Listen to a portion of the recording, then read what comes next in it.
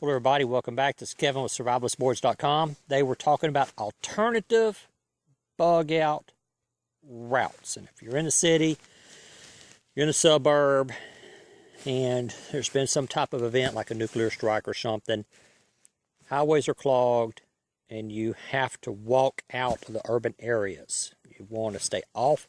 If you want to stay off the highways, how else are you supposed to travel east, west, north, south and get to where you want to go? Well, running all through the nation, running all over the nation, are what they call high lines and pipelines. We are currently standing on a high line and a pipeline. The high line, or the raised power lines that y'all may see, and also to the side of it right here is a pipeline. And the pipeline has buried pipes. These have been ran all over the nation. They're maintained, they're kept cleared. The trees behind me, they'll send maintenance crews every once in a while in to bush hog or keep the area cleared. And what the crews want, what the owners want, is whenever they fly over with a helicopter, if the pipeline is leaking, the grass will be dead in an area. And if there's trees grown up, then they can't see the grass. And then they also want to keep the trees out of the high lines. Is that these are run just all over the nation. This is not a feeder cable, not a feeder high line. They have different grades or different widths, different heights of the high lines. Is that some of them will be a feeder line that comes from the power generating station, like for where they generate the power at. And they will run two big distribution centers, and then from there they will split off or fork. And like in Bridge City, Texas, there's a company called Entergy. Used to be called Gulf States Utilities, and it has a big feeder. They have big feeder cables that run over to Louisiana, that run north up towards Jasper, and then from Jasper over to Louisiana. And the area they keep clear for these feeder cables are 200, 300, 400 feet wide, 200, 300 feet wide. The pipelines are anywhere from just 100 feet wide, 50 feet wide, to a couple of 100 feet wide.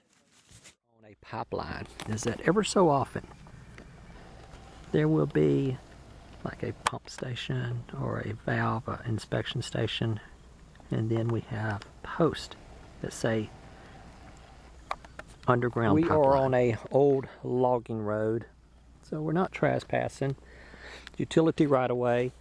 And this is what a pipeline, the warning signs on a pipeline look like. This is a warning natural gas pipeline. It has a telephone number, and they will have these ever so often running down the pipeline. Another option for getting out of the cities is the railroad tracks. And we're here on the road right away. There's a road right here, and my fiance is standing on the road, so I'm within the right of way of the road on the tracks. But these tracks they zigzag all over the nation. Can get from one point to another by the railroad tracks. Another thing is that back before the interstate highway system was built, we were linked together by a series of dirt roads. Some paved roads, a lot of paved roads, but running through rural areas were a lot of dirt roads. Some of these dirt roads were later incorporated into the interstate highway system. Some were not. This dirt road that I'm standing on right now, it was part of the major highway back up until the 1930s, 1940s.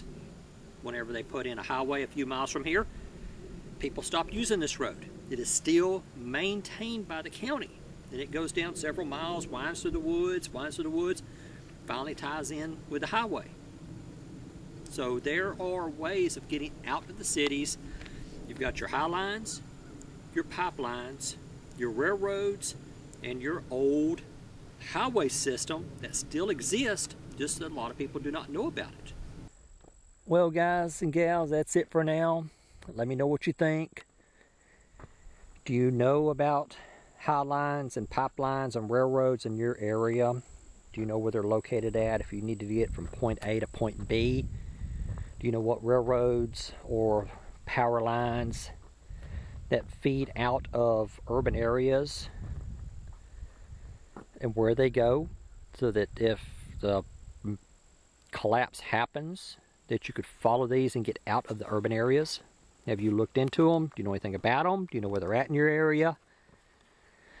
Like, for example, I know where the railroad tracks are that pass within a ways of my house. So if I had to, I could start 100 miles south of here and follow the railroad tracks all the way to where I know where I'm close to my home.